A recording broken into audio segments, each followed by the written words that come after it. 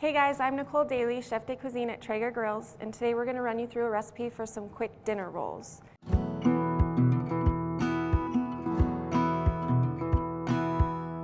So first thing you want to start out with is blooming your yeast. So you want your water to be around 110 degrees. So you're just going to sprinkle the yeast over the top. We've got about a cup of water and 2 ounces of yeast. While that's blooming, we're going to throw our flour. This is about 3.5 cups. Right into the mixer with your sugar. It's about 1/4 cup, and a teaspoon of salt. And then you're just going to turn this on low and let it kind of mix together. Okay, so our yeast has bloomed. When you put the yeast in, if it doesn't start to bubble, your yeast is most likely dead or old. A good way to preserve it is to either keep it in a container in the fridge or in the freezer. You just want to keep it really cold and it prolongs the life. So you want your water around 110 degrees. Once your yeast blooms, you're going to pour that into your dry that's in the mixer already. And we're doing this with a dough hook. You just want it to incorporate and kind of come together before you move on to the next step. So as this is going, I'll usually just scrape down the edges a little bit to make sure there's no like flour pockets or anything like that. Once it's kind of come together a little bit, you can turn up the speed on it. We're gonna add 1 egg and a couple tablespoons of butter.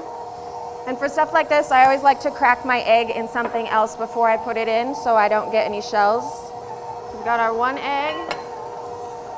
And we're just looking for this to come together a little bit more. You want it to pick up all that flour that's on the bottom, and then we're gonna work the butter in. This butter is room temperature, so it'll incorporate much easier. You don't want it to be ice cold or you're just gonna get chunks of butter. So you can see that this is all starting to come together. There's no more loose flour or liquid anywhere. So we're just gonna start dropping the butter in. So once all this butter is incorporated a little bit, we're gonna turn up the speed again and knead it for about 3 to 5 minutes. You want it to be sort of elasticy, and it shouldn't stick to your fingers at all. Once it's ready to go, we're going to take it out of there and put it in a buttered glass dish. Cover it loosely with a kitchen towel and let it rise in a warm spot, preferably 70-75 degrees. You're going to let it rise for about 30 to 40 minutes until it's almost doubled.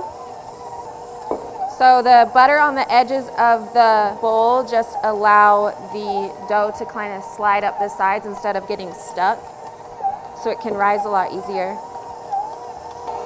So I'm going to scrape this down one more time and then turn it back up and just let it knead. You can do this by hand if you like, but I think the mixer makes it a little bit easier and cleaner.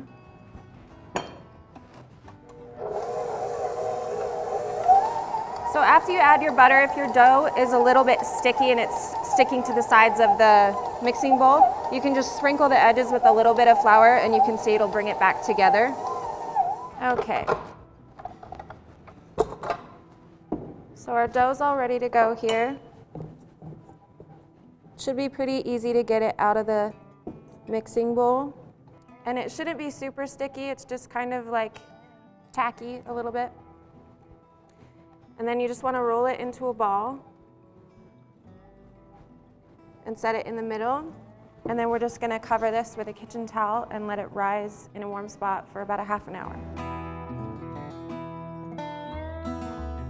Okay, so our dough has been rising for about 40 minutes now. You want it to just be about doubled in size. While this was rising, we started our grill at 375. We've got apple pellets in it for this one. You can use pecan, oak, anything that's not really strong like a hickory or a mesquite. So we're gonna take our dough on a lightly floured surface. We'll just pull this right out of here. And we're gonna cut it into 8 pieces. We're gonna do 8 balls. So I just go straight across.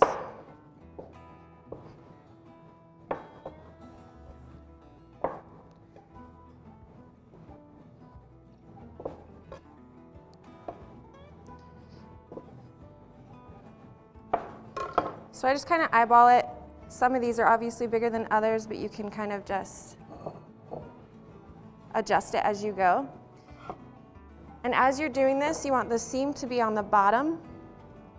So if, like with this one, you'll take it and fold it in on itself. And then what you're gonna do on a wood surface, a cutting board, you can do it on a stainless steel table too, is you're just going to lightly roll it, and it'll start to kind of stick to the table, which will keep that seam. And then as you roll it with your hands, it'll close that seam up until it's a little ball. So we're gonna do that with all of these, and then we're gonna bake them in this cast iron pan. We're gonna lightly butter it before we place them in. So we'll get all these formed and in the pan.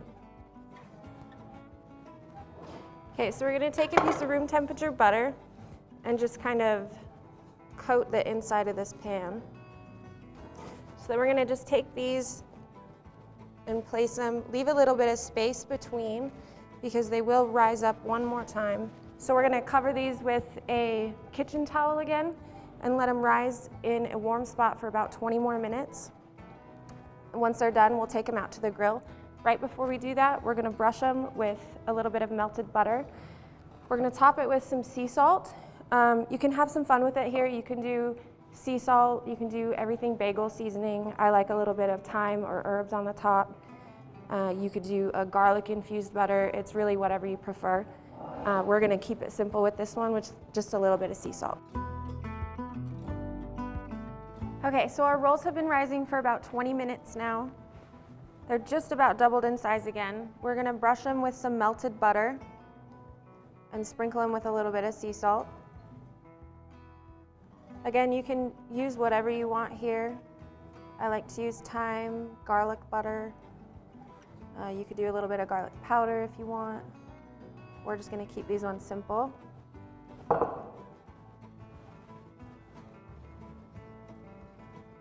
So now we're gonna throw these on the grill at 375 for about a half an hour.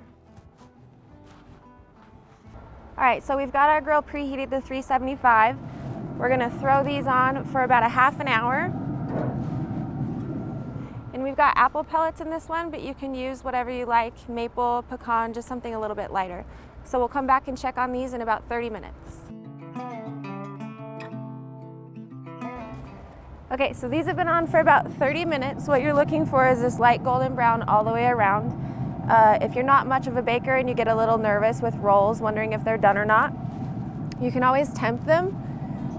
So we use thermopans, and I usually just go in on the side.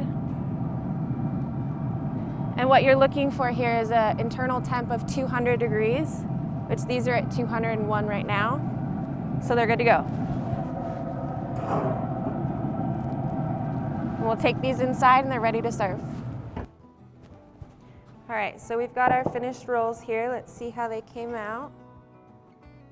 And I like to serve these with just a little bit of butter.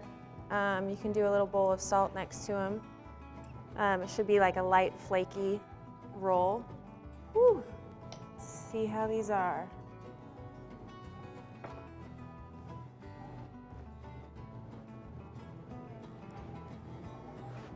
I don't think there's anything better than a hot roll. All right, go to traegergrills.com/recipes to find this recipe and many more, as well as on our app.